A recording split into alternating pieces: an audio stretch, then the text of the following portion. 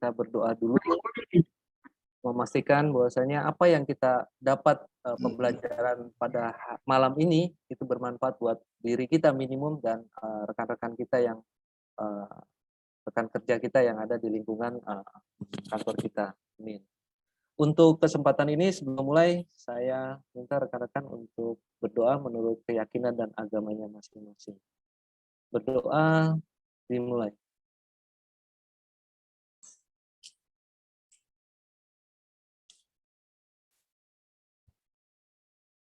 Oke, selesai.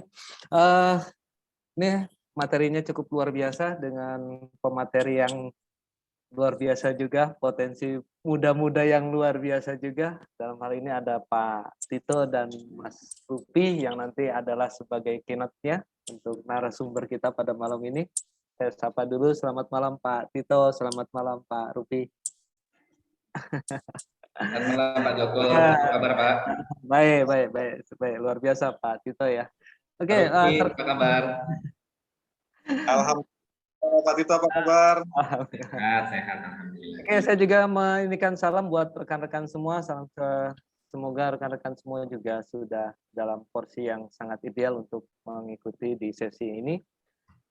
Dalam rangka di awal terkait dengan tema kita, inisiatif dalam bekerja. Ini kita juga harus tahu apa itu istilah inisiatif, mungkin kita sering dengar ya, terutama untuk inisiatif dalam bekerja, mengapa inisiatif itu juga penting, dan apakah ada trik-trik khusus, dan ini nanti akan dibahas dan diulas oleh narasumber kita yang luar biasa dan masih muda-muda, ada Pak Tito dan Pak Rupi. Oke, untuk mempersingkat waktu, kita persilakan aja mungkin dimulai dari keynote speak utama dan Mas Rupi dan Pak Tito, saya serahkan untuk pemaparan terkait tema kita malam ini.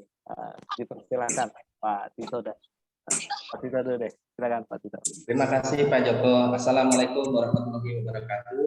Waalaikumsalam.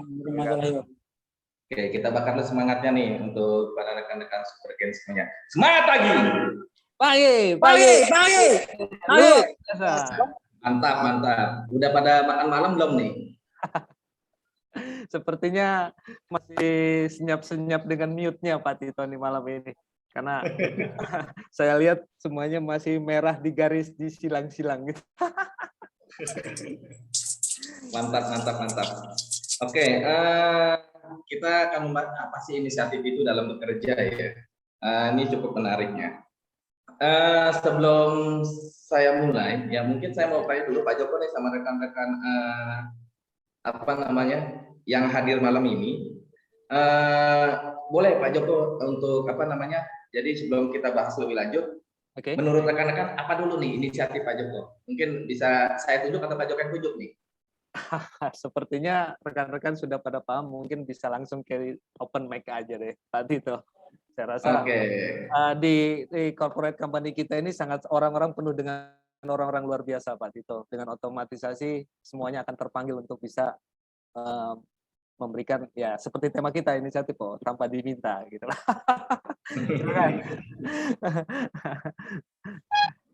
Oke, coba Pak Ari Medan. Menurut Pak Ari, inisiatif dalam bekerja itu apa Pak Ari? Apa kabar Pak Ari? Halo Pak Tito. Halo. Ya singkat aja Pak Ari, singkat. Banyak orang inisiatif ya Pak? Iya, inisiatif dalam bekerja. Padahal enggak sih Pak. Nah, untuk menurut saya materi hari ini tuh betul-betul bagus Pak, karena memang kadang di tim kita mungkin di lingkup pekerjaan seperti itu kan dibutuhkan orang-orang yang inisiatif tinggi gitu kan. Jadi misal tanpa kita suruh pun, tanpa SOP yang tertera ditulis pun, itu inisiatif itu perlu. Karena apa? Biar nggak seperti kita udah dewasa gitu, nggak perlu diatur lagi, nggak perlu diatur lagi gitu kan. Harusnya udah jalan sendiri gitu loh Pak. Nah, kalau memang kita punya karyawan atau kita sendirilah contohnya, kita sendiri nih, apa-apa harus diatur, apa-apa harus disuruh dulu, apa-apa nggak bisa inisiatif untuk seperti ini kan. Ya kayak pergerakan rodanya itu nggak lancar gitu loh Pak gitu. Kalau emang standarnya emang harus dilakukan ya udah lakukan, kalau enggak ya udah enggak gitu aja kan, nggak usah nunggu perintah ini harus dilakukan Pak. Enggak, ini emang perlu dilakukan. Nggak perlu seperti itu karena inisiatif dalam bekerja itu tinggi. Nah, di materi ini nih yang penting Pak Tito sama Pak Rupi nih ya, Luis. Pematerinya yang super ini kan. Moderatornya Pak Joko pun ini ya. Cocok pokoknya. Luar biasa. Jadi, Luar biasa, ini Mas kan Ari, luar tips-tips biasa. nanti kan. Jadi materinya bagus kan, nanti tips gimana caranya tuh bisa meningkatkan rasa inisiatif dalam bekerja. Nah ini buat masukan ke saya juga, jadi bisa diterapkan di dalam diri saya sendiri sama ke rekan-rekan kerja juga. Wah, keren banget Pak Ari, terima kasih ya. Mungkin ada mau menambahkan lagi dari rekan-rekan? Apa itu inisiatif dalam bekerja? Tadi Satu saya lagi? sempat lihat Mas Fatwi kayaknya mau berbicara tadi. Oh boleh. Wah, ini silakan Mas Fatwi. yang Silakan Mas udah Fatwi. bergairah di satu nih. Mas Fatwi. Halo Mas Fatwi, apa kabar? Mas Fatwi, bisa di open mic mungkin, open cam?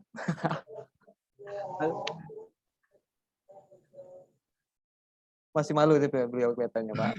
Atau mungkin diwakili mungkin sama rekan-rekan dari atau dari Yukatnya Pak Tito mungkin bisa ditunjuk. Oh ya. Boleh, tadi ada Mas Panji itu saya lihat tuh. Panji Yukan. Boleh ditambahkan sedikit aja Mas Panji. Apa itu inisiatif dalam kerja? Dikit aja. Cek. Dengeran suara saya ya? Pak Tito, Pak Rupi, Pak Joko. Ya, jelas Bagus, banget. Mas, ya. Mantap. Ya, kalau menurut saya sendiri inisiatif itu adalah sebuah ide ya. Sebuah ide di mana kita melakukan segala sesuatunya, melakukan segala sesuatu halnya untuk tujuan kita bersama gitu. Jadi tanpa disuruh kita mengeluarkan ide kita yang tujuannya adalah untuk mencapai tujuan bersama. Itu sih. Oke. Luar biasa Mas Panji. Terima kasih Mas Panji. Sama-sama Pak Tito. Ya, jadi apa yang tadi disampaikan Mas Ari dan Mas Panji itu luar biasa ya, itu sudah benar ya. Tapi memang inisiatif kerja ini adalah kalau kita melihat dari secara definisi atau yang mungkin sudah kita lakukan lah setiap harinya, itu adalah kemampuan melakukan sesuatu tanpa harus diberitahu sebelumnya. Jadi spontan lah sifatnya. Nah, misalkan ketika kita memilih inisiatif, kita akan dianggap sebagai orang yang banyak akal atau responsif lah.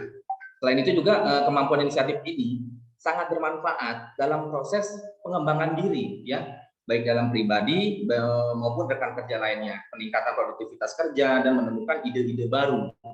Jadi seperti itu. Nah, kalau dari inisiatif itu sendiri apa? Nah, ini kita melihat dari konsep pengembangan kompensasi, ya. Kompetensi ternyata inisiatif ini adalah mental atau cara pembentukan mental tanpa kita harus merancang. Jadi dengan spontanitas. Artinya ini bukan bawaan. Ini adalah kemampuan tertentu yang dikembangkan seseorang. Jadi seperti itu. Memang terkadang orang yang berinisiatif itu pro kontra. Terkadang kalau orang nggak senang sama si dia, ini apa sih orang nih caper banget sih, carmuk banget sih. Nah jadi seperti itu. Nah hal-hal seperti itu nggak usah dipikirkan. Jadi untuk orang yang sering berinisiatif itu ya jalan aja. Terus apa sih ibaratnya? Karena pasti ada tuh angin-angin seperti itu. Jadi seperti itu. Nah jadi kemampuan inisiatif ini adalah melakukan sesuatu atau bekerja tanpa harus diberitahu, ya. Jadi dengan kata lain, seseorang atau kita dengan kemampuan ini sudah pasti banyak akal dan ide-idenya. Jadi contoh kecilnya adalah di lingkungan kantor itu misalkan sampah udah penuh. Nah, tetapi sikap kita yang melihat awal sampah itu penuh apa nih? Apakah kita menyuruh rekan lain menunggu jadwal yang piket hari itu atau menunggu disuruh atasan? Nah, seperti itu. Nah, dari hal-hal kecil itu akan menjadi besar apabila kita terus melakukannya. Ya, ada tisu di bawah, di lantai kita ambil, kita buang. Itu adalah hal-hal kecil. Jadi seperti itu, Pak Joko. Mungkin dari Pak Rupi ada yang menambahkan untuk definisi inisiatif kerja ini master kita satunya lagi yang menambahkan. Tadi banyak banget itu. Saya note juga tadi ada ide-ide baru, kompetensi mental dan kemampuan prinsipnya adalah kemampuan yang memang kita itu bukan bawaan tapi memang itu bisa diinikan ya, diasah dan terus dikembangkan. Monggo Mas Rupi mungkin penambahannya nih dari maestro yang satu ini. Silakan Mas Rupi.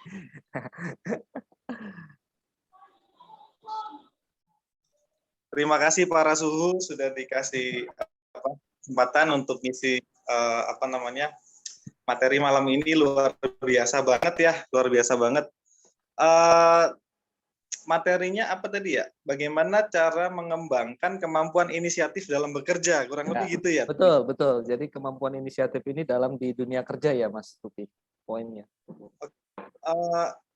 Tadi sudah disampaikan Pak Tito bahwa kalau gimana sih caranya, salah satunya adalah tadi yang disampaikan Pak Tito, poinnya kalau menurut saya adalah care ya, peduli, gitu ya.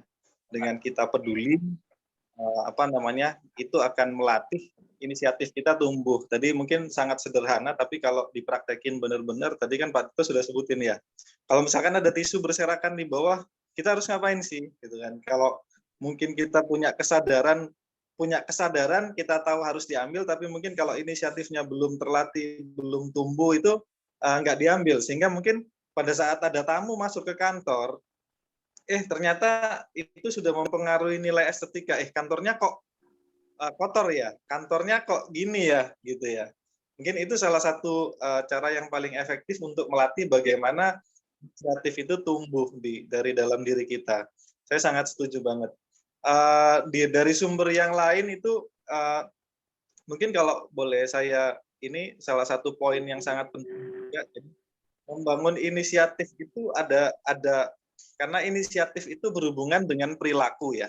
Berhubungan dengan kepribadian kita, berhubungan dengan perilaku, dengan habit, tentunya dengan kebiasaan kita. Jadi biasanya Pak Joko, biasanya yang paling umum perilaku dari dari saya sendiri atau mungkin perilaku manusia pada umumnya itu adalah reaktif, ya, reaktif. Jadi bagaimana kita bereaksi ketika ada satu kejadian atau ketika ada, ya mungkin kalau boleh dikatakan bahasa netizen itu nyinyir gitu ya. Ada sampah kotor banget gitu kan. Ini tolong diambil misalkan ada tisu tadi contohnya. Bukan saya loh yang jatuhin, bukan saya yang ngebuang loh kan gitu kan. Bereaksi. Jadi salah satu yang paling penting adalah bagaimana merubah perilaku yang reaktif tadi itu menjadi proaktif. Artinya proaktif itu kan ada pro, ada aktif gitu ya. Gimana kita menjadi proaktif kalau ada sesuatu ya artinya bukan dikomentari, bukan blaming other, bukan menyalahkan yang lain, tapi gimana kita ngambil, misalkan ada sampah berserakan ya kita ambil. Contoh yang paling simpel lagi misalkan kalau saya sering beberapa kali juga pulang dari kantor mungkin terakhir, ternyata AC-nya masih nyala loh. Ternyata listrik ada lampu yang masih nyala gitu kan.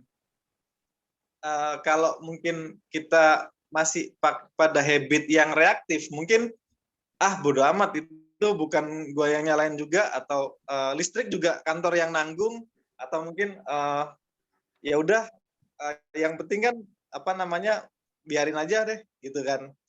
Jadi gimana melatih proaktif tadi? Oh iya ya, kalau ini nyala terus, otomatis kan juga ada biaya.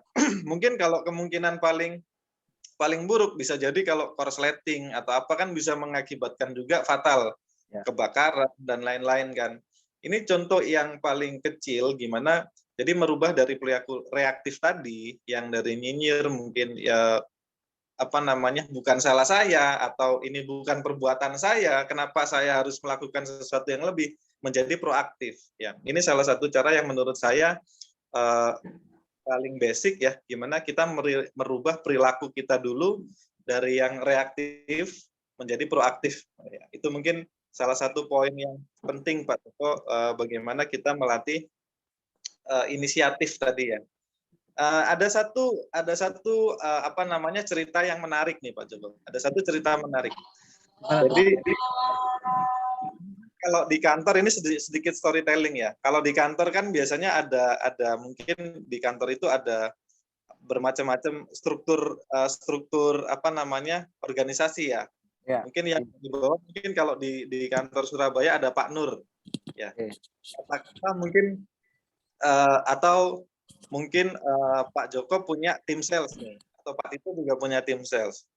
Ketika di tim salesnya itu dikasih tugas yang sama nih.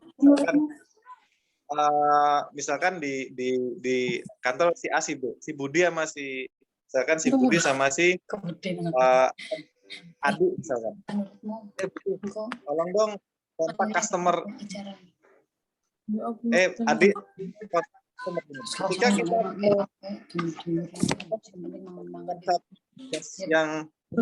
yang yang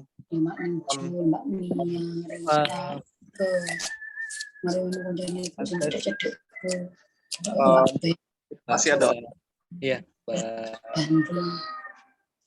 Pak Joko itu suara apa ya? sepertinya ada open mic dari Mbak Devi kalau nggak salah. Ngomong sama Anda. Oke, bisa dilanjut Mas Rufi, silakan Mas. Ya. Mungkin yang masih on mikrofon bisa dijelaskan dulu. Oke, lanjut Mas Rufi. Gimana Mas tadi terkait struktur tadi Mas? Gimana Mas? Misalkan contoh yang ini ya. Saya nyuruh anak saya deh, anak saya, tolong ayah beliin nasi goreng ya. Saya nyuruh dua anak saya. Saya kasih uang yang sama, yang satu bawa nasi goreng, yang satu juga bawa nasi goreng. Tapi ketika saya buka, loh, kok gini nasi gorengnya? Kok gini nasi gorengnya? Nasi gorengnya biasanya ayah itu nggak pakai apa namanya caos misalkan, nggak pakai acar, pakai ayam. Nasinya misalkan digorengnya nasi gorengnya nggak pakai caos gitu ya. Nggak pedas misalkan. Sama-sama nasi goreng nyampe ke saya, tapi anak saya yang lain berusaha untuk tanya, ya ini nasi gorengnya gimana? Ayah maunya gimana? Mau di apa namanya pakai caos atau apa namanya pakai ayam, pakai acar, pakai cabai sedang, pedas atau enggak gitu ya. Tadi ada perbedaan, kita kasih tugas yang sama, yang satunya nanya, yang satunya lagi enggak dikasih tugas jalan gitu ya. Ini salah satu contoh simpel, tapi bagaimana kita melatih inisiatif itu salah satunya dengan bertanya, Pak Joko. Oke. Jadi saya tadi yang pertama merubah perilaku reaktif menjadi proaktif, yang kedua dengan bertanya. Ya, semakin kita bertanya, semakin kita tahu apa sih yang diinginkan, apa sih yang di hasil akhir yang diinginkan oleh, kalau dalam contoh kecil tadi mungkin nasi goreng. Ayah ini maunya nasi goreng yang kayak gimana sih? Jadi salah satu untuk melatih inisiatif, terutama dalam pekerjaan, itu dengan bertanya. Ada saya dulu pernah ikut seminar James Gui kalau nggak salah. Di situ di apa namanya diilustrasikan begini.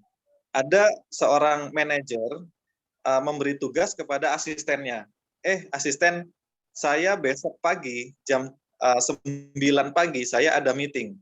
Tolong buatin laporan penjualan. Ya. Kemudian udah. Itu pagi hari, satu hari sebelumnya, kemudian apa namanya asistennya tadi pagi jam 8.30 lah ya, jam 8.30 dikasih laporannya ke manajernya.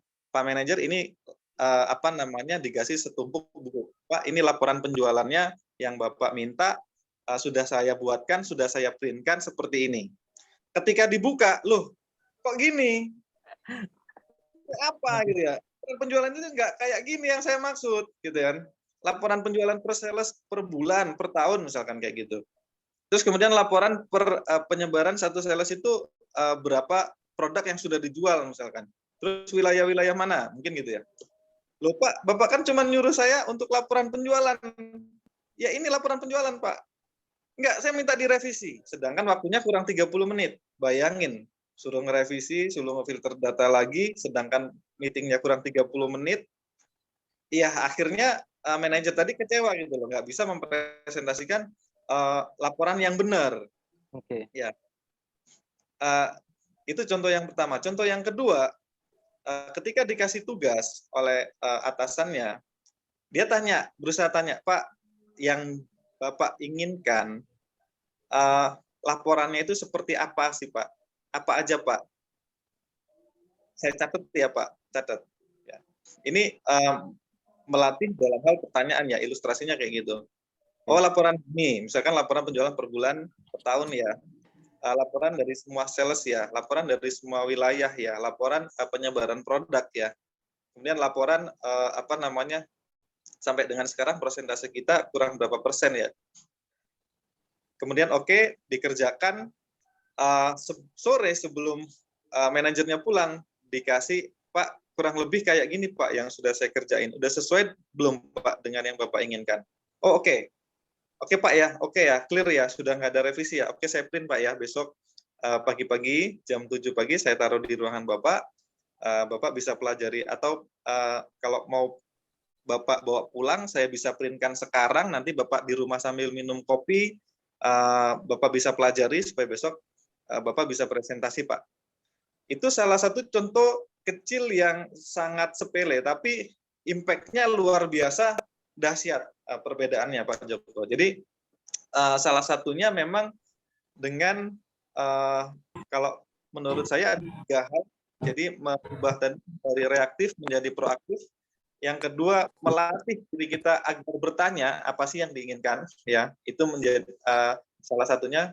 Yang ketiga, kita berpikir seperti tadi care ya, yang diutarakan Pak Tito tadi kan care. Jadi bagaimana kita berpikir memiliki mindset kalau di lingkungan pekerjaan ya Pak Joko ya. Jadi bagaimana kita melatih mindset kita seperti perusahaan itu milik kita. Jadi kalau mungkin pimpinan contohkan itu intrapreneur ya. Kalau ada entrepreneur, ada intrapreneur. Jadi bagaimana kita memiliki pola pikir, melatih pola pikir seperti perusahaan ini milik saya. Sense of belonging lah, gitu ya. Sense of belonging istilahnya. Jadi bagaimana saya memiliki perusahaan ini seperti perusahaan saya. Artinya hal sekecil apapun, misalkan ya kayak tadi sebelum pulang ada AC nyala, oh ya nyala ya, saya matiin. Lampunya masih nyala ya, dimatiin. Kemudian mungkin ada pintu yang belum dikunci, pintunya dikunci. Ada apa yang mungkin kurang sesuai atau apa, dia benerin gitu. Jadi itu menurut saya hal-hal yang harus dilatih untuk melatih inisiatif Pak Joko. Tapi ya tadi ya Mas Rupiah, kalau saya ingat ya. Yang nggak kalah pentingnya adalah bagaimana kita punya goal, ya. Bagaimana kita men-setting goal dalam 5 tahun ke depan. Saya itu ingin menjadi apa sih? Saya ingin memiliki karir yang seperti apa sih? Itu yang benar-benar harus awalnya itu dari diri sendiri, di setting.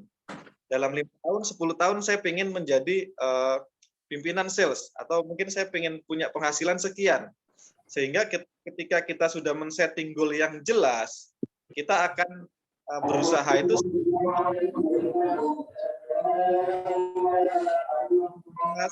berusaha untuk sedetik kita kerjakan semaksimal mungkin. Seperti itu Pak Joko. Bagaimana kita bisa proaktif, tanya, bagaimana kita bisa berpikir mindsetnya ya, entrepreneur ya, sebagai entrepreneur tadi ya.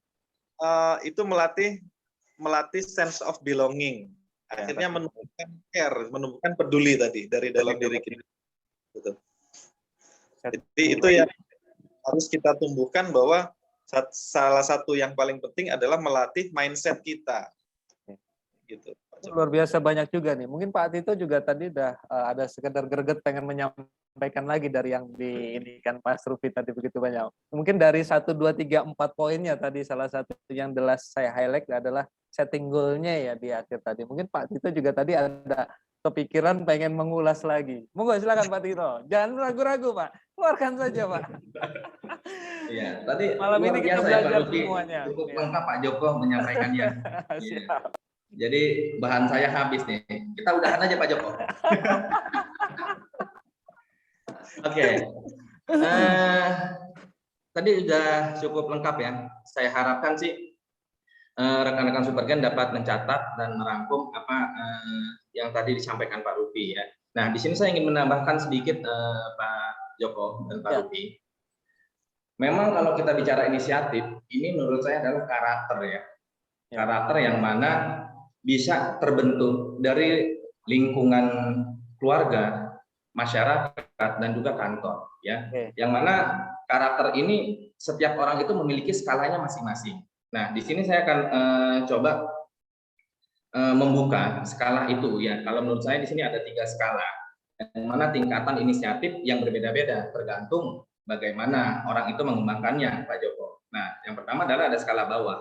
Kalau skala bawah ini adalah biasanya tipe orang yang kerjanya menunggu perintah dari atasan atau hanya sebatas memenuhi job desk saja. Jadi misalkan masuk jam 9, pulang jam 5 udah kelar.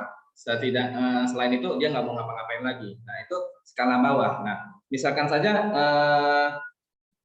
kita terima contoh resepsionis. Nah, ya, kita contoh resepsionis saja. Tapi dia mendapatkan tugas hanya untuk mencatat telepon keluar masuk aja. Nah, ciri ini adalah model atau kerjanya itu butuh pengawasan serius, ya, pengawasan serius dari atasannya pastinya, ya, untuk tipe yang skala bawah ini. Nah, lalu yang kedua ada skala menengah. Kalau skala menengah ini biasanya orang-orang yang sudah bisa atau orang-orang yang sudah terbiasa melakukan suatu hal inisiatif ini. Jadi dia emang gregetan banget kalau melihat sesuatu yang nggak pada tempatnya lah. Jadi seperti itu. Nah, di sini kita sekedar menjalankan apa yang wajib dan apa yang dilarang, melainkan mau memberikan sesuatu yang nilai lebih, nilai plus, bisa dalam organisasi, bisa dalam masyarakat, bisa dalam kantor. Nah, ini adalah masuk dalam skala menengah. Nah, lalu di tipikal ini kita tidak sekedar mencatat atau melakukan hal-hal yang menjadi job desk harian kita aja gitu. Tetapi kita di sini bisa mengembangkan kemampuan-kemampuan lain dari job desk kita itu sendiri yang kita lakukan dalam pekerjaan sehari-hari. Jadi seperti itu. Nah, kalau di skala 3 itu ada skala tinggi ya. Skala tinggi adalah orang-orang yang biasanya terbiasa menciptakan peluang ya, menciptakan peluang atau mengantisipasi ancaman yang tidak ingin terjadi. Biasanya seperti itu ya. Jadi kalau di skala tinggi ini benar-benar orang yang awareness-nya tuh cukup baik lah ya, emosinya cukup baik, kesabarannya cukup baik, dia sudah terlatih dan sudah banyak makan asam garam lah, seperti itu Pak Joko. Biasanya itu untuk skala tinggi ini itu bukan terpatok pada suatu jabatan sih, tetapi dia memang sudah terbentuk itu dari bisa melihat orang tuanya, bisa melihat temannya, bisa melihat rekan kerjanya, bisa melihat atasannya yang dulu-dulu. Nah, sehingga gila nih, dia patut jadi contoh nih. Nah, dia bisa jadi kiblat role model gue dalam bekerja. Nah, jadi seperti itu. Kalau menurut saya itu tadi 3 skala. Nah, masih ada waktu Pak Joko untuk saya? Masih Pak Tito, senang ya. Keluarkan terus Pak. Keluarkan. Kita usahakan informasi dan ilmunya Pak. Silakan Pak Tito. Iya, kalau dari tadi itu skala, nah mungkin ini saya akan bedah lebih detail lagi. Itu ada 5 level ya. Jadi 5 level ini adalah level tingkatan inisiatif itu sendiri. Tadi kan skala itu ada 3, bawah, tengah, dan tinggi ya. Oke. Nah, kalau di level 1 ini itu nggak pedes Pak Joko. Kalau level 5 pedes. Born cabai ya Pak. Pedes. Iya. Jadi kalau level 1 ini adalah yang pertama itu adalah menunggu disuruh ya. Orang dalam menunggu disuruh ini masuk ke level yang tadi bawah. Contohnya itu bukan tugas saya loh. Masa kamu nyuruh-nyuruh saya? Nah, itu biasanya seperti itu. Nah, level ini kadar inisiatifnya itu sangat rendah dan paling sangat populer lah ibaratnya di dunia kerja. Jadi seperti itu. Nah, contohnya di sini kenapa bisa terjadi dalam hal level 1 ini, itu ada 2 penyebabnya biasanya. Yang pertama terjadi pada perusahaan-perusahaan konvensional atau birokrasi yang mengharuskan semua karyawan itu melakukan semuanya yang telah diatur. Jadi itu SOP-nya pakem tuh, kaku banget lah. Biasanya seperti itu. Lalu yang kedua, individu dengan mental negatif. Jadi kembali lagi ke personnya. Nah, mental ini yang sulit diubah. Jadi emang udah bawaannya karakteristik yang nggak mau membuat sesuatu tuh yang beda. Jadi ya gue ya begini, gue kerja cuma begini, ya gue juga dapat gaji cuma segini. Jadi dia nggak mau melakukan hal lebih. Jadi seperti itu. Itu ada di level 1. Level 1 ya, di menunggu disuruh tadi itu ya Pak Tito ya.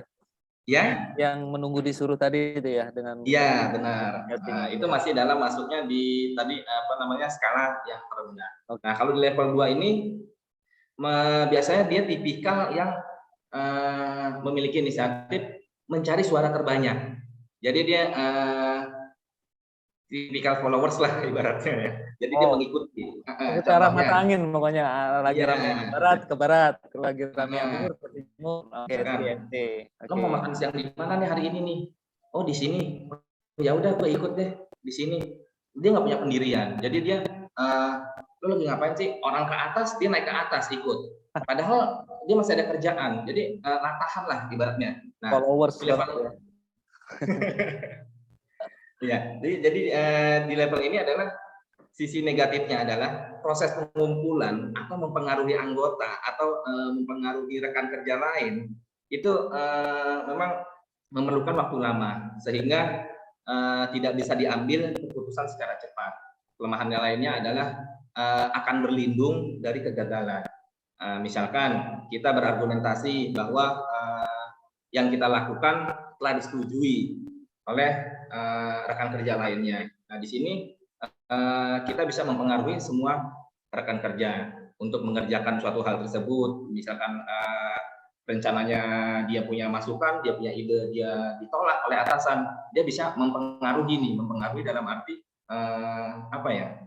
mengompori lah untuk udah itu nggak bener keputusan gue begitulah, mengiming-iming lah, ibaratnya mengajak suatu hal-hal yang negatif gitu. Ya.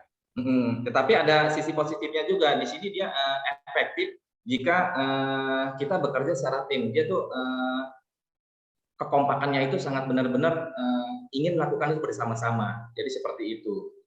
Nah, lalu ada di level 3 itu tadi yang pertama itu adalah tadi kayak seperti investor gitu ya Pak Tito ya. Menunggu disuruh. Yang kedua tadi mencari suara terbanyak. Itu adalah dia tipikal minta izin. Minta izin. Oh. Minta izin ini dalam artian dia mau melakukan suatu hal, dia ragu. Contoh, Pak, mohon maaf Pak, saya ingin handle customer ini boleh nggak Pak? Nah, sebenarnya ya sah-sah aja. Jadi seperti itu. Jadi dia udah punya naluri, tetapi dia ragu. Jadi seperti itu. Jadi butuh izin ibaratnya, entah itu sama rekan kerja, entah itu sama atasan, entah itu bisa juga dengan bawahannya. Misalkan atasan minta masukan bawahan, kira-kira saya mau ke sini nih, kunjungan ke sini, gimana ya enaknya ya? Nah, padahal dia sudah punya inisiatif untuk A, B, C, D, tapi dia ragu gitu. Nah, di level ini biasanya resikonya itu adalah belum terlalu besar karena akan ditanggung manajemen puncak, akan ditanggung level atasan kalau di level ini biasanya gitu. Jadi kemudian kadang-kadang inisiatif mengharuskan kita minta izin. Lalu di level ini juga kalau misalkan dia sudah minta izin, yang pertama jangan takut ditolak ya. Nah, kalau kita yang sudah memiliki di level 3 ini jangan takut ditolak. Tapi kalau misalkan dia kan tipikal minta izin, boleh nggak Pak gini? Oh nggak boleh. Ya udah, maksudnya lo nggak usah down gitu, nggak usah muyung atau nggak usah merenung lama segala macam. Ya udah, berarti emang itu keputusannya. Jadi seperti itu. Nah, kalau ada yang keempat, kelima itu adalah biasanya di level 4 ini bertindak sekarang atau minta maaf kemudian. Jadi level 4 seperti itu Pak Joko. Bertindak sekarang, minta maaf kemudian. Yes, ini contohnya. Sesuatu banget ini. Iya. Ini orang yang benar-benar berani ambil resiko. Ya, inisiatif itu sangat bagus. Segala sesuatunya dia berani ambil resiko. Urusan nanti lah ibaratnya. Gue mau dealin dulu nih. Biarin nanti atasan gue ini. Yang penting ini customer, prospeknya bagus, nominalnya juga lumayan. bertindak aja dulu. Nah, kalau misalkan itu baru misalkan, mohon maaf Pak, tadi saya melakukan ngedilin ini begini. Nah, biasa seperti itu Pak Joko. Nah, lalu misalkan, mohon maaf Pak, tadi saya mindahin sepeda motornya. Mohon maaf Pak, tadi nggak bilang dulu. Nah, misalkan begitu. Nah, inisiatif ini sudah tertanam gitu, sudah tertanam dalam artian, wah dia ngelihat yang bagus dia hajar, dia ngelihat yang nggak enak dilihat, kotor segala macam dia bersihkan. Nah, itu emang udah luar biasa level 4 ini Pak Joko. Jadi jalan aja dulu gitu ya. Yes.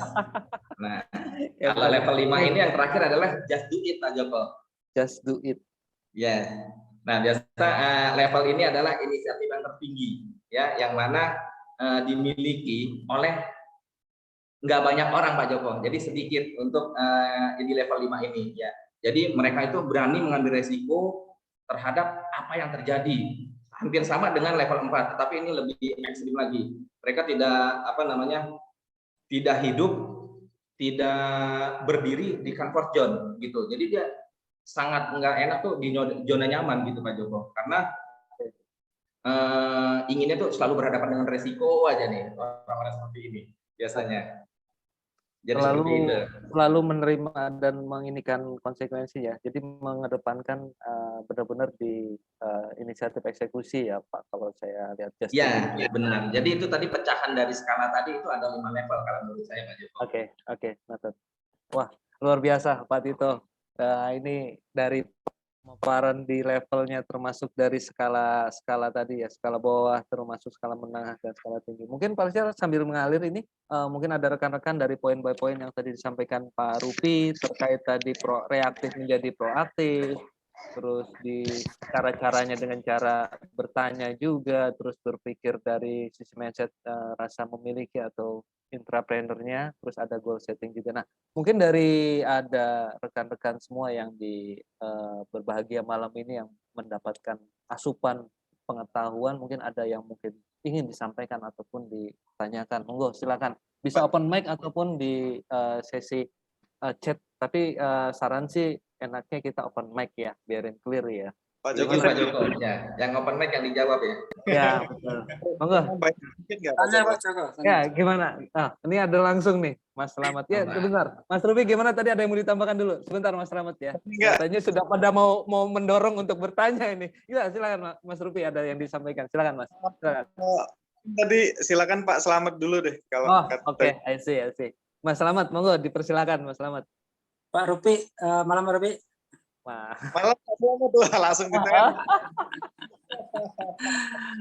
Yang saya mau tanyakan, bagaimana cara melatih rasa inisiatif dalam diri? Melatih rasa inisiatif dalam diri. Wow, ini tadi kayaknya berpotensi dari yang disampaikan Pak Tito, bahwasanya inisiatif itu ada poinnya itu bisa diasah atau dari kemampuan ya. Mungkin Pak Tito nih bisa jelaskan. Pak Tito. Terima kasih. Ya, makasih Mas Slamet ya. Open mic. Kan Pak Tito dulu. Cara melatih ya? Ya, betul. Cara melatih inisiatif itu dari dalam diri itu, Pak Tito. Iya. Pak Slamet, salam kenal Pak Slamet. Apa kabar? Baik Pak Tito. Iya, sehat ya Pak Slamet ya? Alhamdulillah. Alhamdulillah. Ya, jadi kalau untuk melatih itu sebenarnya kita harus tahu dulu dan terbiasa mengetahui diri kita itu ada di level mana tadi yang tadi seperti saya jelaskan ya, atau di skala mana nih. Kalau kita sudah memiliki dan mengetahui skala dan level yang tadi saya jelaskan itu untuk diri kita sendiri, itu akan mudah.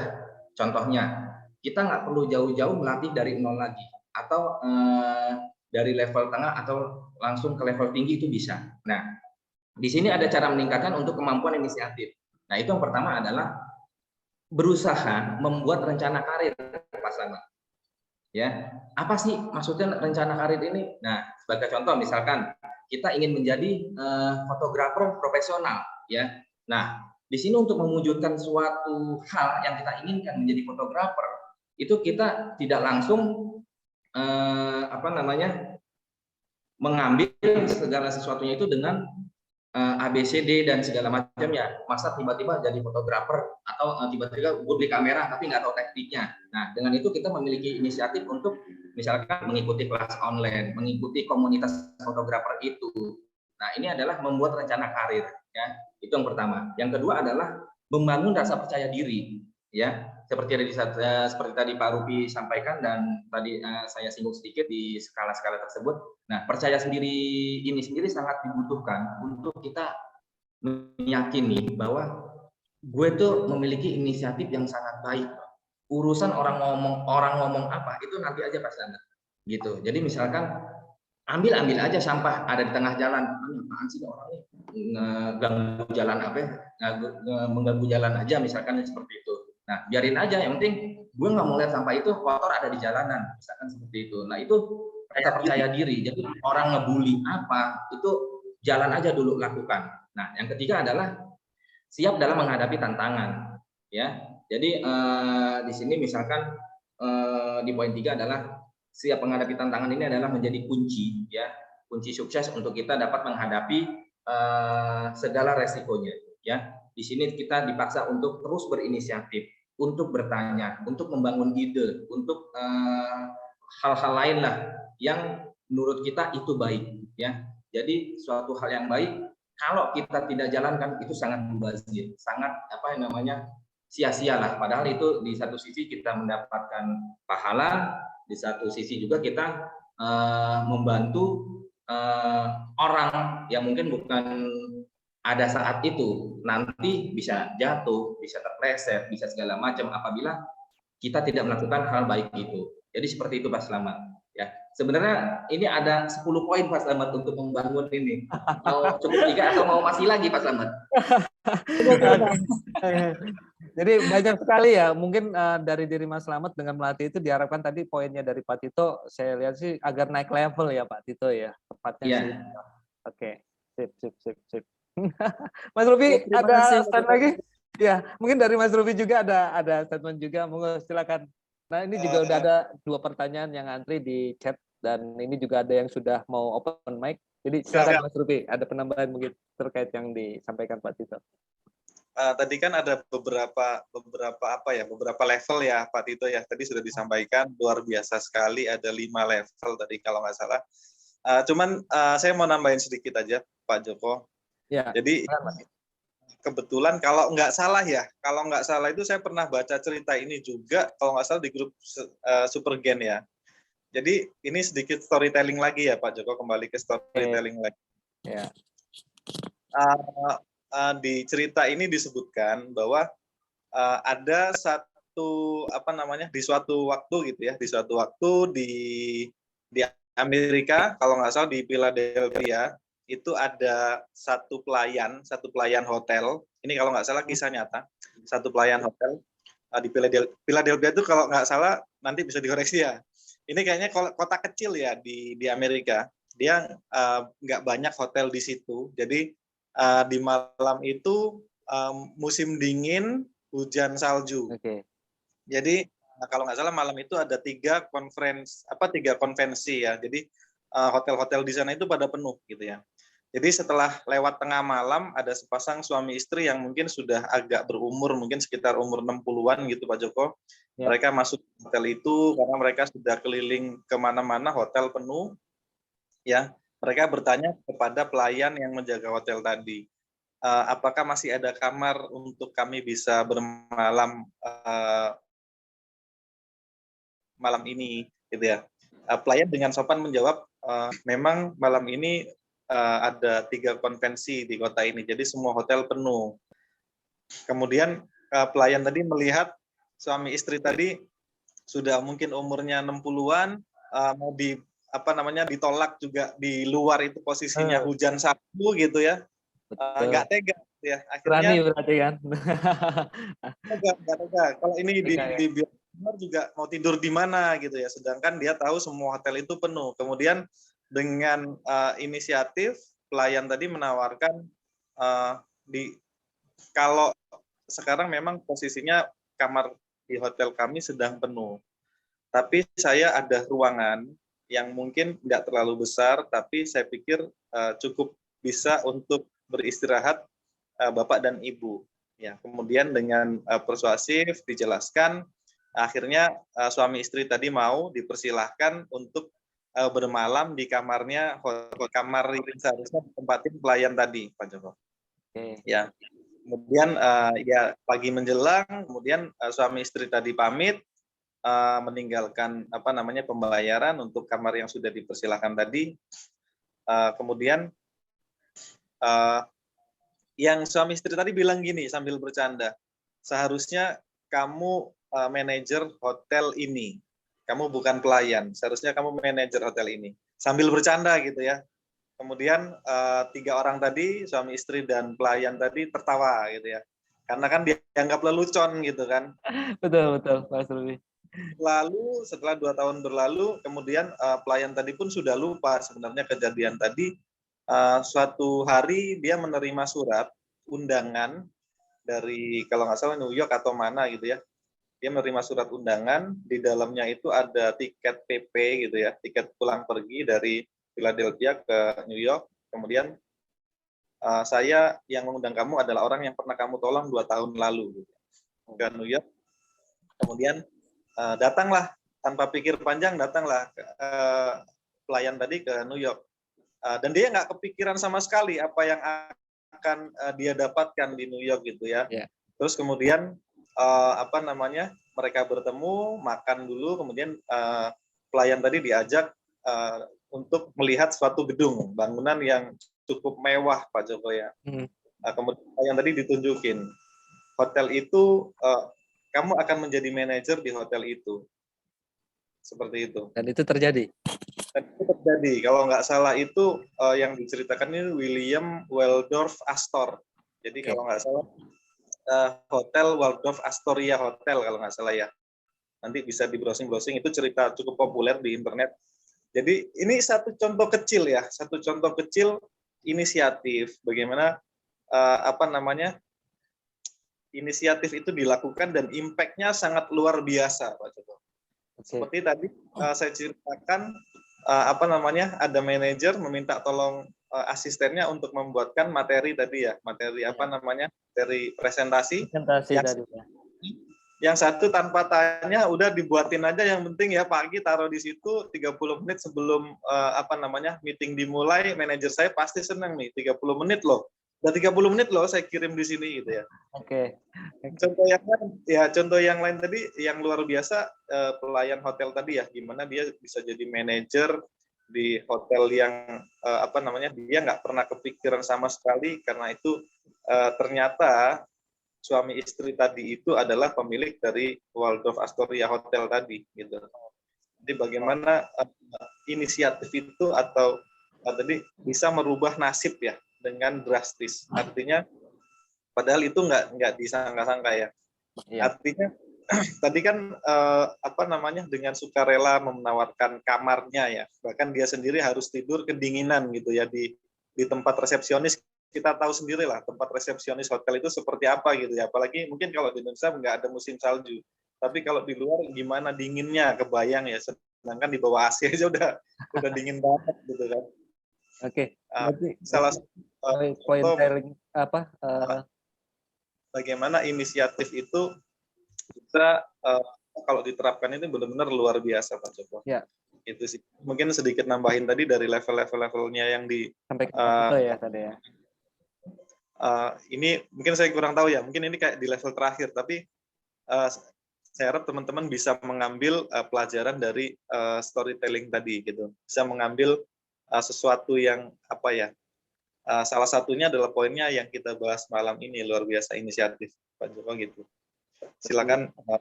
Tambahan sih tadi mungkin Mas Slamet juga secara banyak ininya storytelling tadi, kalau dirangkum tadi dari Pak Tito juga menggunakan agar selalu melatih diri itu untuk bisa agar naik level. Terus tadi dari storytelling yang disampaikan mungkin lebih mengedepankan dengan menggunakan rasa atau hati sih secara point of-nya sih kalau saya lihat. Mungkin Mas Slamet ada feedback-nya dari apa yang disampaikan dari storytelling juga, dari yang disampaikan Pak Tito juga. Gimana Mas Slamet? Baik, terima kasih. Kalau menurut saya dalam hal ini juga cocok sih, Pak. Tapi juga faktor lingkungan, Pak. Kadang ada rekan kerja itu yang udah dikasih contoh, kasih inisiatif, masih di level yang bawah itu, Pak. Masih tambeng kan ya, masih angel kan ya. Kasih contohnya gini kayak gini, tapi masih nunggu perintah itu, Pak. Tapi poinnya buat diri Mas Slamet sendiri sudah ada gambaran terkait pertanyaan tadi itu, pelatih rasa dia, inisiatif di dalam diri sendiri. Sudah ada ya Mas Slamet? Sudah itu. Semoga bisa diimplementasikan buat minimal diri Mas Slamet dan di lingkungan kerja nantinya. Amin. Oke. Next untuk pertanyaan ini karena di chat juga sudah masuk, saya bacakan dulu ya Pak Tito dan Mas Ruti. Nanti pembagiannya mungkin saya akan arahkan. Ini arahnya dari Bu Atira ya, Mbak Atira Putri. Menanyakan bagaimana cara memaintain tingkat inisiatif. Nah, mungkin ini ke Pak Tito lagi karena tadi ada bicara tingkat ya. Dan kadang tingkat inisiatif itu kan naik turun, itu nggak stabil secara frekuensi, mungkin bawaan dari kondisi seseorang. Monggo Pak Tito, ini kalau kurang lebih nanti mungkin Mbak Atira bisa open mic ya, arahnya apakah ini yang dimaksud kadang kondisi kita dalam kondisi labil gitu. Pak Tito mungkin bisa di. Ya, terima kasih Pak Joko. Selamat malam Mbak Atira, mana yang bertanya? Ya. Oh iya, lagi makan malam kali ya. Oke, sebenarnya Pak Joko, ini udah jam 8:06. Mungkin bisa saya jadi satu nggak nanti ini Pak Joko jawaban ini? Mbak Atira dengan Mbak Cindy hampir sama Pak Joko. Ya, kalau saya baca sih mungkin tadi mau menyampaikan itu juga sih dari poin 2 pertanyaan. Mbak Cindy. Iya, betul, boleh. Silakan Pak Tito, mungkin ada statement dari 2 pertanyaan ini yang korelasinya mendekati gitu. Silakan Pak. Ya, yang pertama kita kembali lagi ke tadi yang saya jelaskan ya, bahwa yang kalau saya mengambil pertanyaan dari Mbak Tira, ini orang yang moody ya, kadang dia berinisiatif, kadang enggak, kadang dia pengen melakukan, kadang malas, jadi seperti itu ya. Nah, di sini kita kembali lagi tadi yang disampaikan Pak Slamet adalah faktor lingkungan itu sangat penting ya. Kita kalau Pak Beni menyampaikan tuh di sesi-sesi sebelumnya itu berusahalah jadi orang cuek ya, karena bukan berarti cuek itu cuek nggak benar ya, tapi cuek itu ada bagusnya juga gitu loh. Jadi jangan selalu nggak enakan ya, cuek aja pokoknya. Tapi cueknya di sini kita percaya diri atau melakukan hal-hal tersebut. Nah, ada beberapa poin ini kita harus pertama kembangkan pola pikir kita ya, itu pertama. Lalu biasakan berpikir lebih dari biasanya ya, itu. Lalu yang ketiga adalah jangan berpikir hanya rutinitas ya. Kalau kita berpikir hanya rutinitas itu, kalau misalkan kita sering melakukan setiap pagi buang sampah, itu inisiatif kita di luar job desk ya. Kalau udah menjadi kebiasaan itu lakukan, jangan di stop. Kita buat inisiatif yang baru. Jadi seperti itu. Nah, jadi buang sampah itu kalau bisa udah menjadi job desk kita yang berawal dari inisiatif ya. Lalu yang keempat adalah kembangkan wawasan dengan cara memulai mendengarkan dan membaca lebih lagi. Ya, membaca ini bisa nggak hanya dari koran. Sekarang masih ada koran nggak Pak Joko? Ya, jadi banyak dari artikel-artikel, dari storytelling yang ada di TikTok, di IG segala macam, cerita-cerita dari suhu-suhu lah. Nah, itu banyak banget itu. Nah, lalu yang kelima, berani mencoba ya. Kalau kita punya rencana 1, 2, 3, tetapi kita nggak mencoba, kita nggak akan tahu hasilnya. Ya, jadi kita coba aja dulu, mau kalah, mau menang, mau benar, mau salah, coba aja dulu jalan ya. Karena terkadang yang memblok kita nggak mau mencoba itu adalah rasa takut ya, malu segala macam, entah pertanyaan gue diketawain lagi. Nah, mungkin banyak yang masih ragu-ragu untuk di Supergate ini rekan-rekan. Jadi kalau untuk open mic aja tadi, ya saya sangat salut dengan Pak Slamet tadi. Nah, kalau bisa suruh audiens nanti next ke depan ya, sesi 46 sampai seterusnya itu open mic. Jadi yang chat nggak usah dijawab Pak Joko. Ya.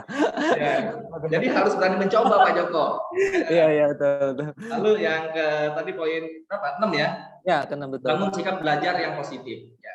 Bangun sikap belajar yang positif ini adalah wadahnya sangat tepat. Kita memiliki wadah yang sangat positif yaitu Supergate ya.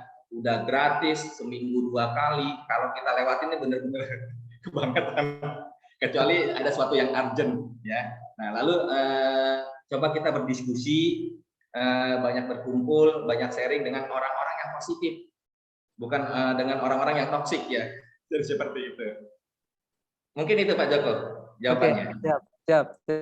Thank you Pak Tito dari atas statement tadi. Mungkin Mas Rupi juga ada penjelasan, mungkin ada gambar atau memberikan jawaban juga. Silakan Mas Rupi terkait dua pertanyaan yang korelasinya mendekati dari Mbak Atira sama Mbak Cindy. Ini jam 8:10 nggak apa-apa Pak Joko? Oh iya, gas Pak Rupi, gas. Saya serahkan dulu. Ini kayaknya kondisinya. Makin malam makin panas ini. Karena ini ada dua pertanyaan yang di bawahnya lagi nih. Dan ada satu yang mau open mic juga nih, kelihatan dari Hansen juga. Tadi ini ada, saya baca juga. Saya mau open mic. Nah ini di bawah ada atau Pak. Mungkin kalau saran saya ini minta izin ke host dulu. Mungkin nanti setelah sesi foto kalau mungkin mau lanjut, monggo silahkan kita lanjutkan lagi Pak Tito sampai jam 10 pun nggak apa-apa gitu ya. Ya. Kan namanya host nih gimana nih Pak Joko? Atau mungkin dari host? Oke, sebelumnya saya cek dulu, mungkin tadi ada, ya betul sekali, karena memang ini juga sudah lebih dari waktu ini, saya minta dari host juga untuk ambil dokumentasi dulu. Setelah itu diserahkan ke floor bagi yang mungkin rekan-rekan pengen merasa kurang terhadap apa yang pengetahuan terkait, pengen menggali lebih, mungkin masih bisa stay, mungkin yang ada aktivitas di luar ini dipersilakan. Begitu ya Mas Rupi kurang lebihnya ya. Oke, dari hostnya mungkin bisa ambil dokumentasi dulu. Siapa ya hostnya? Ini Mas. Oke, Mbak. Oke teman-teman, silakan bisa ambil dokumentasi dulu yang belum on cam. Bisa ambil dokumentasi dulu yang belum on cam. Di on cam ya.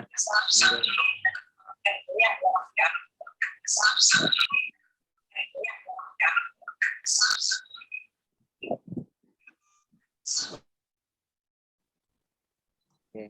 Ada 2 set ya. Oke, dikasih aba-aba ya Mbak. 1, 2. Oke, 1, 2.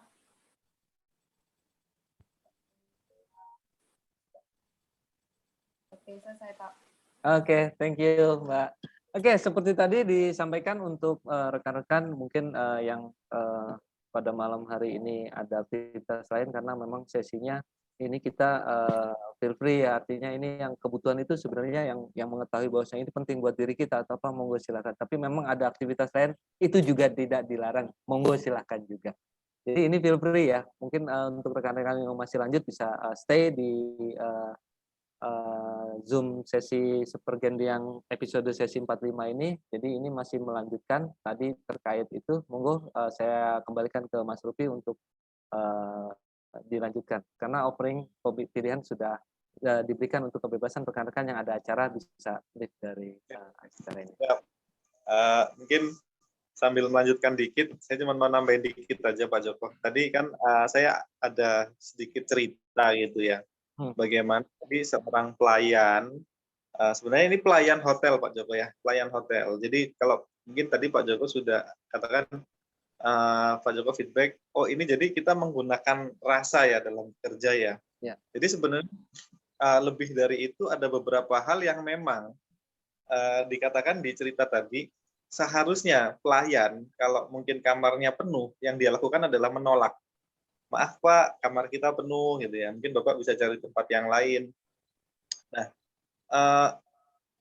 ada satu pelayan tadi itu dia memiliki satu satu mental, satu mindset yang itu di atas rata-rata gitu. Tadi kalau masuk ke levelnya Pak Tito tadi sudah level tertinggi itu, di atas rata-rata. Itu sudah jarang banget. Nah, tentunya untuk ke arah sana dari mungkin dari seorang pelayan hotel yang sudah memiliki mindset yang dia melayani sepenuh hati, dia tawarkan tempat tidurnya, itu harusnya mindset yang sudah dimiliki seorang manajer misalkan. Tentunya pelayan tadi itu juga nggak nggak serta-merta juga punya mindset seperti itu Pak Joko. Tentunya dia juga punya apa namanya harus latihan, mungkin dia juga banyak membaca buku, dia menambah knowledge-nya, dia meningkatkan kemampuannya dalam hal melayani customer gitu ya. Dia mungkin cari referensi, dia juga minta di training, minta diajarin atasannya dan lain-lain. Mungkin itu adalah proses yang mungkin nggak dilihat atau nggak kelihatan. Jadi kalau di fenomena gunung es itu yang kesuksesan yang dilihat itu kan yang di atas ya, puncaknya. Tapi kalau di laut itu yang membuat Titanic tenggelam itu kan di bawah gunung es. Ini yang proses yang nggak tahu ya. Mungkin pelayan yang lain tidur dia masih membaca buku. Mungkin pelayan yang di saat pelayan yang lain mungkin sudah off bekerja, dia masih melakukan hal-hal yang meningkatkan kemampuannya dia, menambah wawasan, atau mungkin tahu di kota tadi ada 3 konvensi gitu ya. Dimana kalau konvensi nggak kebayangkan orang dari luar kota semua pada datang ke situ pasti hotel penuh. Nah, penalarannya atau pemikirannya bisa sampai ke arah iya kalau di ini pasti hotel itu penuh semua. Mungkin kalau kita acuh atau kita nggak meningkatkan kemampuan kita, tapi semua itu kembali lagi ke motivasi paling besar itu adalah ya dari dalam diri kita. Tadi di awal Pak Tito juga sudah jabarkan apa sih yang ingin kita raih ya. Salah satunya adalah tentukan dulu 5 tahun ke depan saya Rupi ini mau menjadi apa sih? 10 tahun ke depan saya ingin menjadi di karir saya itu saya ingin menjadi apa? Apakah saya hanya ingin menjadi sales terus sampai 10 tahun ke depan, atau mungkin sampai 10 tahun ke depan itu saya ingin menjadi sales manager atau bahkan direktur atau bahkan apa? Karena nanti begitu kita set goal, saya ingin menjadi ini. Oke, 5 tahun. Tentunya saya akan juga mengikuti prosesnya, mungkin lebih sering belajar kayak sekarang ini kan kita saling belajar di sini, saling tukar ilmu, tukar knowledge ya. Saya juga rajin mencari tahu gimana sih apa sih yang dilakukan seorang sales manager itu, apa sih mindset-nya yang harus dibangun, knowledge-nya apa sih yang harus dikembangkan, attitude-nya apa sih yang harus kita kembangkan dari dalam diri kita, seperti itu Pak Joko. Jadi semua itu, jadi kalau inisiatif kita naik turun betul, jangankan inisiatif ya, semua hal di dunia ini naik turun gitu ya. Tapi kalau kita sudah punya tujuan yang kuat, artinya sudah di-set, 10 tahun saya harus jadi ini, karir saya harus naik di level ini. Pendapatan saya harus sekian. Kalau itu yang dijadikan dasar, saya nggak boleh lemah. Atau kalau orang bilang bahasa sekarang kan lemah gitu kan. Kena mental dan lain-lain. Kalau sudah pandangannya ke sana, tentunya semua aktivitas yang dilakukan, tadi Pak Tito sampaikan cuek ya, semua cuek itu dalam arti kalau di ilmunya Pak Busan banyak tornado gitu ya, banyak gangguan-gangguan, kita cuek terhadap gangguan itu. Saya lurus, saya harus set 5 tahun saya harus jadi di posisi ini. Jadi saya nggak punya waktu untuk ngikutin tornado atau gangguan-gangguan gitu sih Pak Joko. Mungkin kan waktu lalu juga sudah di-share Coach Busan ya, ada banyak gangguan-gangguan itu namanya tornado. Jadi sehingga kita nggak fokus gitu ya. Ya fokus pada tujuannya, kita mau jadi apa, itu yang harus kita kembangkan dari dalam diri kita, attitude kita kembangkan, perilaku, habit kita, kemampuan kita dan skill kita. Itu sih Pak Joko. Oke, luar biasa. Thank you. Tambahannya nih, luar biasa Mas Lutfi.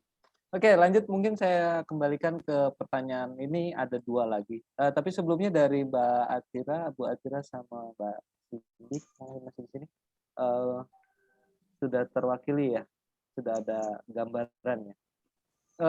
Next ya. Sudah terwakili kok. Sudah terwakili. Ya, terima kasih Pak Tito. Thank you Mbak. Ya Mbak. Ini ada 2 pertanyaan Pak Tito, sekaligus mungkin saya sudah ada satu dari Pak Panji ya. Izin bertanya Pak, bagaimana cara menginfluencer sekitar agar bisa sama dalam hal tersebut. Maksudnya apa ya? Bagaimana cara menginfluence? Siapa suruh open mic, Pak? Pak Panji ya. Pak Panji masih atau Dalip? Pak Panji? Sebentar. Malam Pak Tito, Pak Rupi. Halo, Mas Panji. Izin open mic, Joko, Pak Rupi. Silakan Pak Panji. Ini Pak, saya mau nanya, ketika rasa inisiatif telah muncul ya, bagaimana sih cara menginfluence sekitar agar bisa sama gitu, sama-sama inisiatif dalam melakukan hal itu. Yang saya alami kadang ketika kita udah ini over inisiatif atau inisiatif itu membuat lingkungan lebih mengandalkan salah satu orang gitu Pak, bukan malah termotivasi untuk wah dia inisiatif nih, gue juga ikut deh inisiatif gitu sih Pak. Gimana sih caranya Pak? Boleh dong sharing-sharing. Kasih ya Pak. Oke, luar biasa Mas Panji langsung. Wow, ini lingkungan yang bersaing kalau saya lihat sih. Satu nggak mau kalah nih inisiatifnya. Seperti itu mungkin ya Mas Panji ya, atau ada mungkin Pak Tito mungkin atau Mas Rupi dulu deh. Mas Rupi deh, dari tadi Pak Tito terus yang awal, yang pertama. Sekarang kita kembalikan ke Mas Rupi. Pak Tito udah berapa kali di pertanyaannya selalu jawab yang pertama. Ini sekarang kita kembalikan ke Mas Rupi yang pertama. Silakan Mas. Oke, terima kasih teman-teman sudah mau gabung ya, ini 33 orang, luar biasa sekali teman-teman antusiasmenya. Oke, tadi menjawab pertanyaan Mas Panji, bagaimana supaya nggak ikut-ikutan. Jadi apa ya? Ini mungkin kayak klasik sih ya. Kalau di awal-awal mungkin kayak tadi sudah dijabarkan Pak Tito, level di awal-awal itu kalau kita masih ikut-ikutan itu no problem. Tapi satu problem yang besar adalah kalau kita secara pribadi itu belum men-setting apa goal besar kita. Jadi kembali lagi, mumpung ini masih di awal tahun ya teman-teman, kalau saya dari awal MKO itu masuk MKO diajari Pak Beni bagaimana kita untuk men-setting goal, salah satunya dengan metodenya Dream Book. Waktu kemarin kan kita sudah ya di akhir tahun kita setting, kita tulis apa sih yang jadi cita-cita kita 1 tahun ke depan. Kalau perlu tuliskan 5 tahun ke depan deh. Rencana karir atau goal besarnya seorang Mas Panji itu mau jadi apa sih? Ya kan?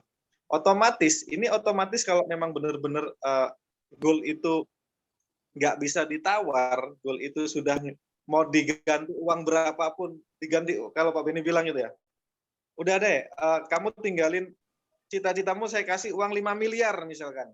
Kalau memang itu benar-benar goal kita itu sudah sangat kuat dan nggak bisa dibeli atau nggak bisa ditawar lagi, saya pikir kita akan dengan otomatis dengan tadi ya inisiatif untuk belajar, inisiatif untuk melakukan lebih, untuk lebih caring, untuk lebih punya suatu daya dorong atau yang tadi yang nggak bisa. Tadi mungkin juga ini sepertinya agak-agak mirip dengan pertanyaan yang di bawahnya itu inisiatif ya, inisiatif palsu gitu. Gimana kita untuk menyenangkan pimpinan gitu ya. Kalau ada pimpinan kita seolah-olah inisiatif. Kalau ada orang lain kita jadi inisiatif mungkin untuk naik jabatan dan lain-lain. Tapi ingat, satu hal yang membedakan adalah kalau kita benar-benar punya cita-cita yang kuat, itu akan dengan konsisten kita lakukan. Mungkin yang lain 1, 2, 3 kali, 4 kali, 5 kali, udah selesai. Karena kalau mungkin nggak ada orang, dia nggak melakukan. Tapi kalau kita punya kualitas, itu sudah terbentuk bahwa ini tujuan saya, ini harus saya lakukan, saya harus melakukan ini supaya saya bisa maju, saya yakin itu akan terus dilakukan dan konsisten. Dan itu akan membawa perubahan yang besar. Jadi nanti waktu yang akan membuktikan, konsistensi kita yang akan membuktikan bahwa kita benar-benar ingin mencapai goal kita enggak. Itu sih, motivasi dari dalam diri. Dari ingin mencapai impian itu benar-benar kuat enggak? Itu yang akan membedakan. Jadi mungkin yang lain satu saat juga pasti akan naik turun. Tapi kalau kita juga pasti naik turun. Tapi kalau kita kuat berpegang teguh pada keyakinan kita bahwa kita harus berubah, kita harus mencapai, saya harus mencapai ini dalam waktu sekian tahun, itu saya pikir nggak ada yang bisa mengalahkan dengan sendirinya. Nanti di alam bawah sadar kita akan dengan konsisten belajar, kita akan dengan konsisten tanpa dimintain bantuan kita akan nolong. Bahkan mungkin kalau ada beberapa itu di teman-teman di MKU, bukan saya ini ya, tapi sedikit cerita aja, storytelling lagi. Ketika teman-teman, mungkin saya pernah melihat 1-2 kali gimana inisiatif dari teman-teman yang lain selain divisi logistik itu melihat teman-temannya sedang ngangkat-ngangkat barang itu, tanpa disuruh pun dia punya inisiatif untuk bantu gitu loh. Tanpa takut nanti bajunya kotor, tanpa takut nanti keringatnya nyucur jadi bau matahari dan lain-lain, dia ikut membantu teman yang lain. Ini saya pikir luar biasa, dan itu adalah dari dalam diri dia, dan saya yakin itu tanpa disuruh, tanpa diminta bantuan, itu akan dengan konsisten dilakukan terus, dan itu akan nanti otomatis semakin meningkatkan citra diri kita, semakin meningkatkan kemampuan kita untuk mencapai goal tadi. Mungkin yang bisa saya jawab seperti itu, Mas Panji. Luar biasa Mas Lufi. Pak Tito mungkin tadi ada poin juga mau ditambahkan dari apa yang sudah dijabarkan jawaban oleh Pak Rupi. Dan Pak Tito. Ya, terima kasih Pak Rupi, Pak Joko. Sedikit aja ya, biar semuanya terjawab. Udah jam 8.26. Ya, yang pertanyaan Mas Panji ini menarik ya. Jadi intinya yang saya tangkap adalah bagaimana cara kita sudah melakukan inisiatif, tetapi kita dapat membangun inisiatif orang lain. Nah, jadi ini cara membangun inisiatif orang lain. Pertama adalah Mas Panji, ini kita harus lupa adalah pola pikir dan mindset. Ya, dari orang yang melakukan sudah inisiatif itu. Ya, contohnya Mas Panji setiap hari selalu ekstra lebih lah, over pekerjaan dan segala macamnya, misalkan di lingkungan kerja. Tetapi karena sering melakukan hal tersebut, sehingga yang lain itu malas, karena tenang aja, udah ada Mas Panji kok, udah ada yang mengerjakan kok. Nah, dengan begitu Mas Panji tidak melakukan hal itu lagi. Nah, kembali lagi kepada pola pikir kita dan mindset. Untuk apa kita melakukan itu? Ya, bekerjalah dengan hati, dengan ikhlas, ya. Karena orang-orang yang menonton, hanya orang-orang yang menunggu, seiring jalannya waktu dia akan tertinggal. Tetapi orang-orang yang konsisten melakukan hal-hal baik dari kecil, dia melakukan inisiatif, dari hal-hal sedang dia melakukan inisiatif, hal-hal tinggi dia melakukan inisiatif, itu dampaknya luar biasa. Ya. Lalu yang pertama juga ada berusaha putuskan hal penting sebelum memulai. Ya. Yang kedua, bangun kompetensi anggota rekan kerja. Yang ketiga, bangun rasa percaya diri. Rasa percaya diri ini kita pertahankan yang sudah ada dalam diri kita, dan juga kita mempengaruhi orang lain untuk dapat, lo tuh bisa, lo tuh mampu, ayo kita jalan bareng, kita mengerjakan bareng. Nah, itu adalah bangun rasa percaya diri. Yang keempat adalah mempertimbangkan hal lain yang Anda, Mas Panji ini bisa lakukan. Ya, jadi misalkan gue misalkan di job desk-nya jadi admin. Nah, tetapi gue bisa melakukan hal lain juga loh. Nah, lakukan, ya. Jadi jangan tunggu perintah, jangan tunggu mendapatkan tugas, tetapi lakukan, karena itu dampaknya pada diri sendiri dan juga nanti sangat berpengaruh dan berbuahnya itu kepada tim, itu pasti. Jadi seperti itu Pak Joko. Oke, luar biasa. Gimana Mas Panji dari dua narasumber kita tadi? Cara feedback-nya Mas Panji. Luar biasa. Okay. Sangat bagus untuk jawabannya. Terima kasih juga untuk Pak Rupi dengan Pak Tito. Oke, ini juga ada pertanyaan yang cukup unik nih. Kelihatannya ini seperti lagunya Ariel ya. Bukalah top. Ini saya dari Mas siapa nih? Mas tadi sempat disinggung juga sama Pak Rupi itu kaitannya sama pertanyaan di bawah itu ada fake inisiatif atau inisiatif palsu dari Mas Ferdi. Mas Ferdi bertanya gini, saya pernah dengar istilah fake inisiatif atau inisiatif palsu ketika ada orang atau pimpinan dia beraksi, kalau tidak ada orang dia cenderung pasif atau tidak care. Tujuan dia inisiatif seperti untuk mencari perhatian atau disenangi orang terus promosi jabatan dan lain. Bagaimana cara menyikapi hal tersebut? Nah, ini cara menyikapinya yang dipertanyakan. Apakah inisiatif tersebut layak dipertahankan? Nah, ini yang serunya di sini nih. Sebenarnya sudah ada indikasi-indikasi yang ini lebih enak, lebih idealnya kita keluarkan lagi ke narasumber kita. Oke, Pak Tito, silakan Pak Tito. Ya. Oke. Mas Ferdi. Halo, salam kenal Mas Ferdi. Iya, iya. Selamat malam Ya. Pak Tito, salam kenal Pak Tito. Gimana keadaannya, sehat ya? Sehat, Oke, alhamdulillah. coba Pak. Mas Ferdi. Dengan singkat Mas Ferdi, ini panjang banget nih, bisa satu lagu ini saya bikin. Coba intinya Mas Ferdi. Baik, saya Ya, simpulkan intinya aja. seperti begini Pak. Biasanya inisiatif palsu ini dipraktekkan oleh prinsipal dan agen yang ada di perusahaan. Jadi ketika ada orang, dia begitu dia menggerakkan hatinya sendiri untuk diperhatikan, jadi dia ambil tindakan. Kemudian kalau misalnya tidak ada orang, dia cenderung ya itu bukan tugas saya. Jadi kayak mencari perhatian, Pak. Itu sering terjadi, sering dipraktekkan. Itu gimana, Pak itu? Apakah itu betul-betul disebut inisiatif yang ya Bapak tahu sendirilah maksud saya seperti itu, Pak. Siap, Oke. siap. Sekarang kalau saya tanya Mas Ferdi ya, Mas Ferdi bisa ngejudge orang itu melakukan dengan tulus atau tidak melihat dari mana? Indikasinya ya, indikatornya ya, yang dimaksud Pak. Oke. I see. Ya, mungkin ini kembali ke mindset diri sendiri ya Mas Ferdi ya.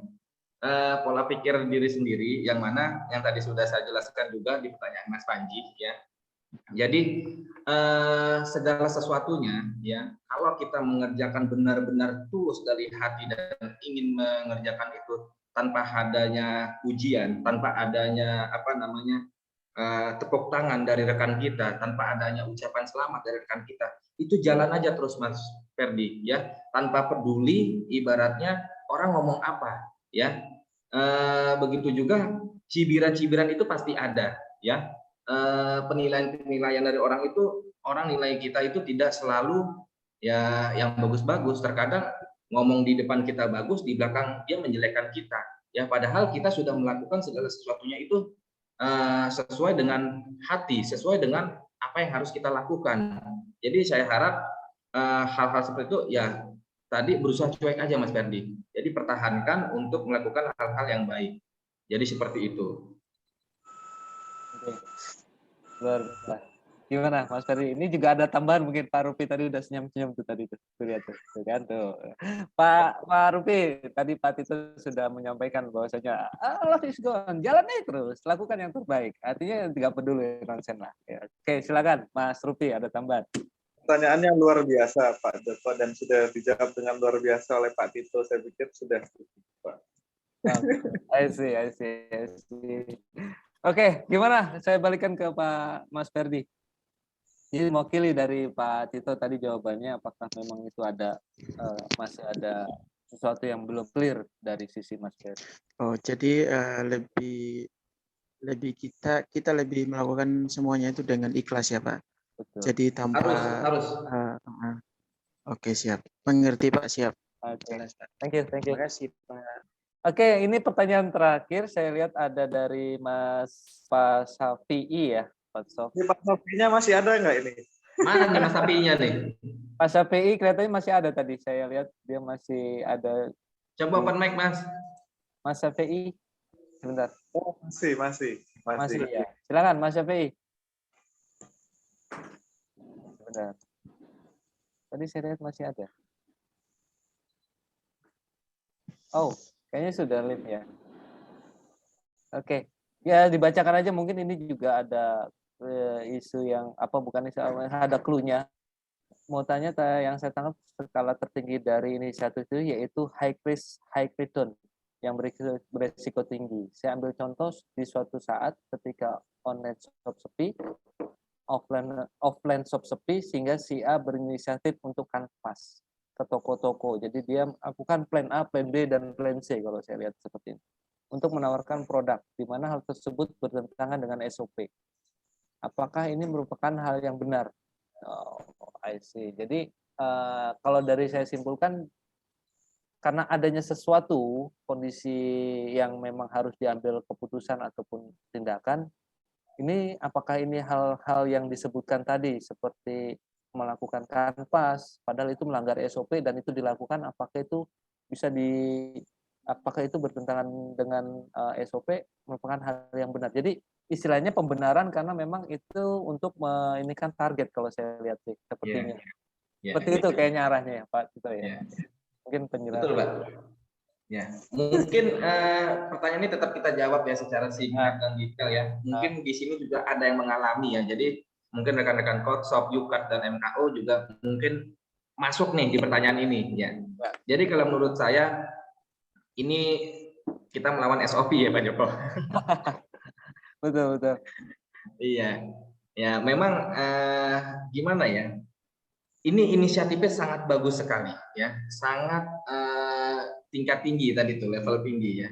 Yang mana kalau menurut saya dia melakukan hal tersebut asalkan dia berani menanggung resiko dan memiliki jawaban untuk nanti ditegur atasan dan siap pasang badan, tetapi dia menunjukkan hasil, menurut saya sah-sah saja gitu. Karena tujuan dia cukup bagus, baik ya. Itu pertama. Dan atasan juga tidak semena-mena untuk mengejas dia dan tidak melihat dari satu sisi saja ya, tetapi dia bisa menanyakan dulu misalkan, kenapa kamu melakukan itu kan sudah dilarang ya. Mungkin si yang melakukan ini Mas FPI atau yang lainnya itu bisa memberi penjelasan juga ke atasan. Jadi enggak semata-mata, karena menurut saya semua itu bisa diselesaikan dengan musyawarah dan solusi lah. Di saat kita sedang buntu itu online off, offline sepi, ya mau gimana? Ya mau nggak mau kita harus keluar rumah gitu, keluar ke lapangan dan segala macam. Itu adalah tujuan yang baik sebenarnya. Kayak contohnya di waktu 2020 2021 kita dihadapi dengan pandemi. Kita bingung mau ngapain, penghasilan nggak ada segala macam, misalkan itu lockdown dan segala macam. Kita harus muter otak untuk berdagang misalkan. Membuka toko online, apakah jual kue segala macam, tapi istri tidak merestui nih, istri ini ibaratnya SOP lah. Nah, gimana nih caranya? Ya kita diskusi dalam arti ini kan demi keuangan keluarga juga gitu loh. Ini kan demi anak-anak buat beli susu, jajan segala macam. Nah, saya rasa dengan pembicaraan itu dengan atasan itu akan diizinkan. Saya yakin. Kalau nggak diizinkan atasannya, wah itu kita pasti bisa lah, karena menguntungkan buat perusahaan gitu loh. Itu Pak Joko. Menjaga survive lah agar tetap di situ ya. Nah ini saya coba keluarkan lagi ke Mas Rufi dari apa yang dijabarkan oleh Pak Tito tadi. Atau mungkin ada tambahan dari rekan-rekan di ini, Kakak Devri mungkin bisa ditambahkan juga. Monggo Mas Rufi. Saya pikir sudah sangat luar biasa sekali Pak Joko yang sudah disampaikan Pak Tito ya. Karena sudah 2038. Terima kasih banyak teman-teman atensinya sekali lagi. Masih 27 orang yang masih nonton gitu ya. Sebenarnya juga tadi ada teman-teman yang masih di kantor atau di gudang belum pulang gitu ya. Terima kasih. Semoga apa yang kita sampaikan, apa yang kita sharing, kita di sini dalam tanda kutip ya bukan bukan ingin menggurui atau apa, tapi kita mau sharing ya sesuatu yang bermanfaat, apa yang sudah mungkin Pak Tito lakukan untuk sampai dengan sekarang sehingga beliau menjadi sekarang sudah menjadi berada di level tinggi, Pak Joko juga, sehingga ini adalah pengalaman-pengalaman yang dari narasumber yang sudah pernah praktekin, dan semoga kita sharing malam ini bisa bermanfaat gitu Pak Joko. Amin. Yang sudah, apalagi yang sudah stay tune sampai jam 20.39 gitu ya. Oke, thank you. Mungkin tadi pertanyaan terakhir dari Pak Safei untuk mengakhiri di sesi kita ini secara summary, bahwasanya cara mengembangkan kemampuan di inisiatif dalam bekerja itu memang benar-benar cukup banyak sekali caranya. Dari poin by poinnya tadi, kalau saya rangkum tadi dari Pak Tito, baik itu dari sisi tingkatan atau skalanya, dari masing-masing punya peran dari skala bawah, menengah sampai skala tinggi, termasuk itu ada leveling juga. dari leveling yang menunggu biasa disuruh sampai level terakhir just do it.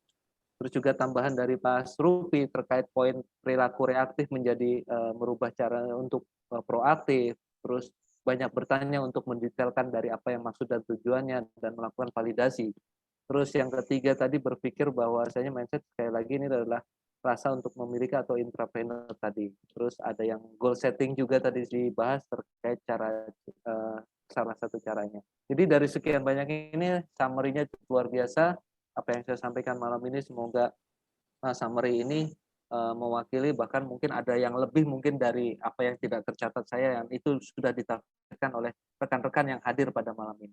Oke, akhirul kata saya ucapkan sekali lagi banyak-banyak terima kasih atas atensinya yang luar biasa dari rekan-rekan semuanya. Sekian dari saya. Wabillahi taufiq wal hidayah. Wassalamualaikum warahmatullahi taala wabarakatuh.